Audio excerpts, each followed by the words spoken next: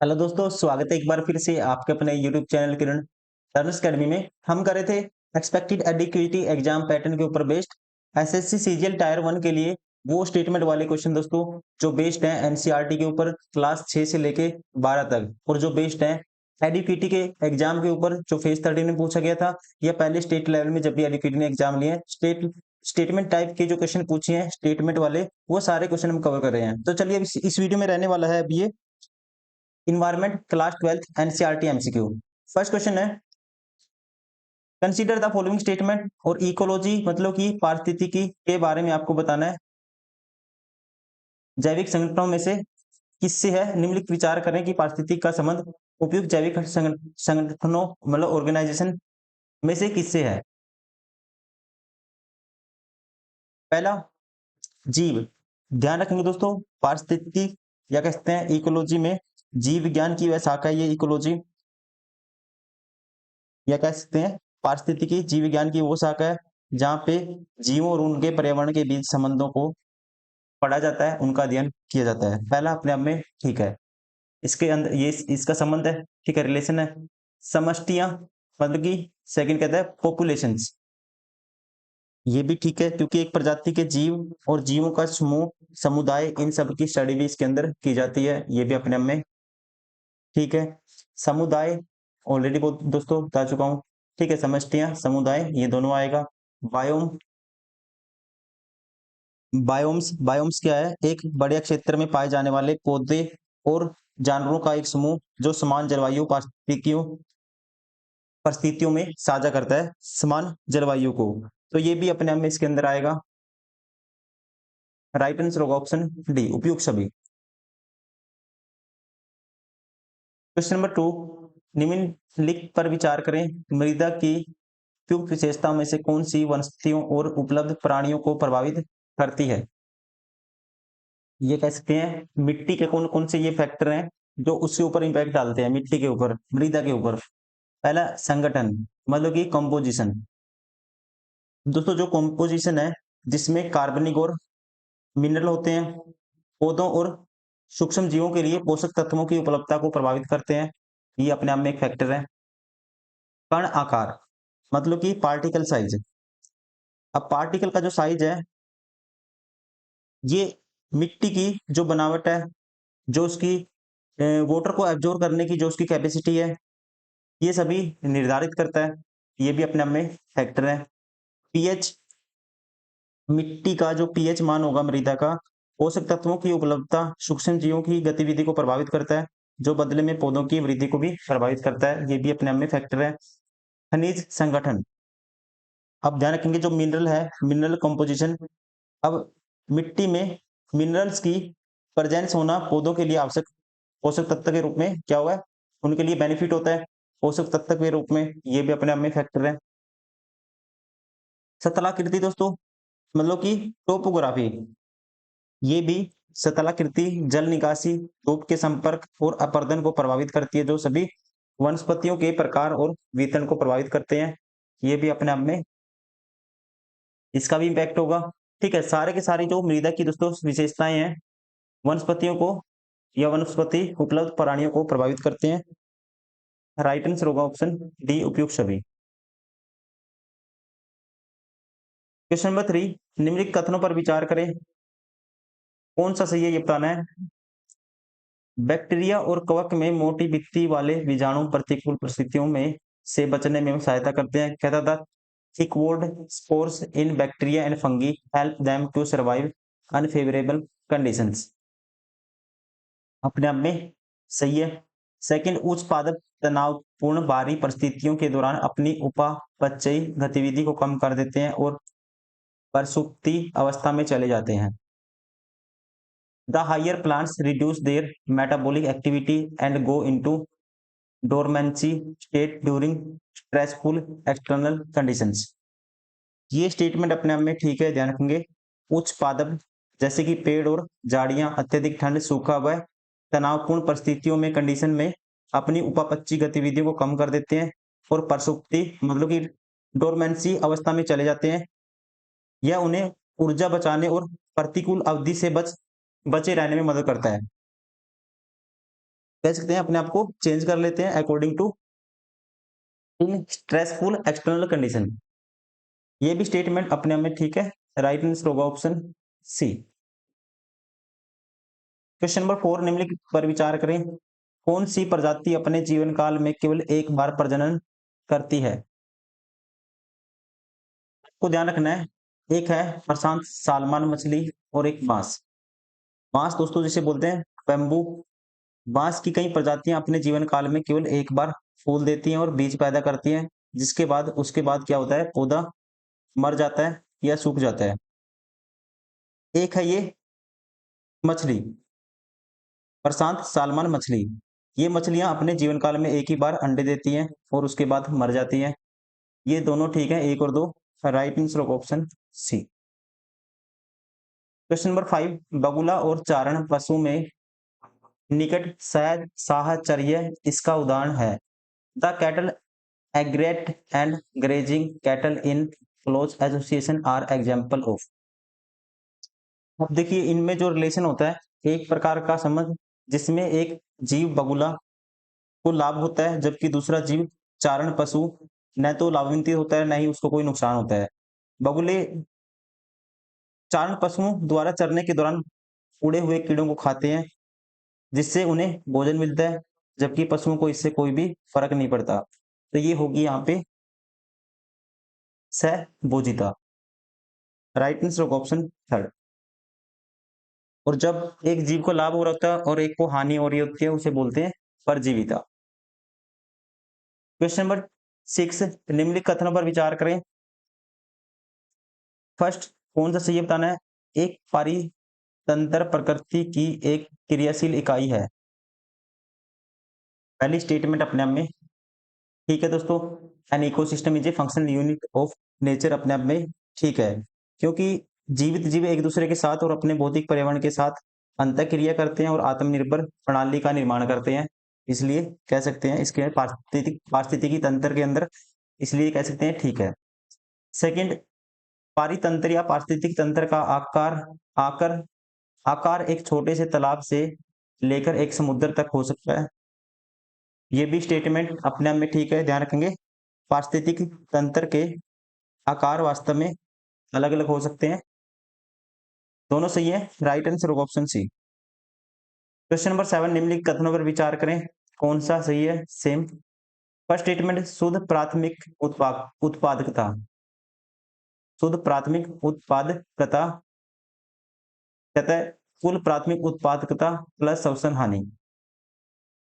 पहला गलत है, क्योंकि शुद्ध प्राथमिक उत्पादकता दोस्तों कुल प्राथमिक उत्पादकता में से शोषण हानि को घटाने से प्राप्त होती है, ना कि जोड़ने से। ये गलत है। शुद्ध प्राथमिक उत्पादकता नेट प्राइमरी प्रोडक्टिविटी एनपीपी बोलते हैं जिसको, बराबर होता है GPP gross primary productivity minus शोषण आर मतलब की रेस्पिरेशन। ये गलत हो गया।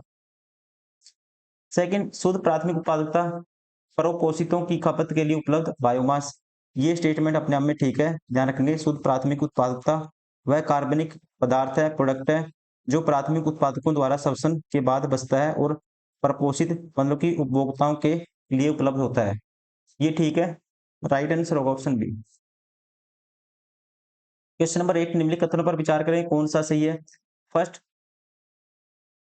क्यूमुस का अपघटन बहुत धीमी गति से चलता है।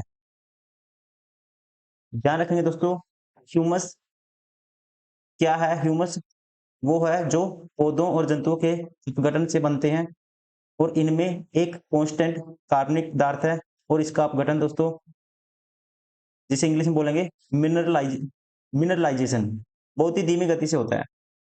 ये स्टेटमेंट करेक्ट है। सेकंड कहता है ह्यूमस प्रकृति में कोलाइडल है और पोषकों के भंडार के रूप में कार्य करता है। ये भी अपने आप में ठीक है। ह्यूमस एक कोलाइडल पदार्थ है जो मिट्टी में पोषक तत्वों जैसे कि खनिज लवण को धारण करके पौधों के लिए एक भंडार के रूप में कार्य करता है। ये ठीक है, दोनों ठीक है। Right answer option C. Question number 9, which of the above are categorised as herbivores. दोस्तों ध्यान रखेंगे, herbivores are the animals that primarily consume plants. किसको कंज्यूम करते हैं? पौधों को, प्लांट्स को।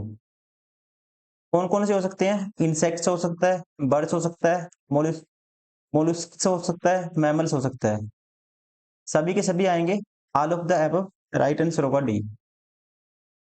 क्वेश्चन नंबर 10, 10% कानून किसके साथ जुड़ा हुआ है? आप ध्यान रखेंगे दोस्तों, 10% नियम या कानून, जिसे लीडमैन का नियम भी कहा जाता है, ये पारिस्थितिकी तंत्र, इकोलॉजी सिस्टम में एनर्जी के फ्लो से रिलेटेड है, ऊर्जा के प्रवाह से संबंधित है। और इस नियम के अनुसार जब ऊर्जा एक पोषी सतह से दूसरे पोषी सतह तक ट्रांसफर होती है, तो औसतन एवरेज 10% ऊर्जा ही अगले सतह तक पहुंच पाती है। तो यहाँ पे इसका जो राइट आंसर होगा ऑप्शन सी, एक जीव से दूसरे जीव में रासायनिक ऊर्जा का स्थानांतरण इसे कहा जाता है। क्वेश्चन नंबर 11, निम्नलिखित कथनों पर विचार करें, कौन सा सही है? फर्स्ट, पर्यावरण से संतुलन के नजदीक समुदाय सर्वल समुदाय। पहली स्टेटमेंट ध्यान रखेंगे गलत है, क्योंकि पर्यावरण से संतुलन के नजदीक का समुदाय चरम समुदाय कहलाता है दोस्तों। ठीक है, क्या कहते हैं? चरम समुदाय। ये गलत है, ना कि सर्वल।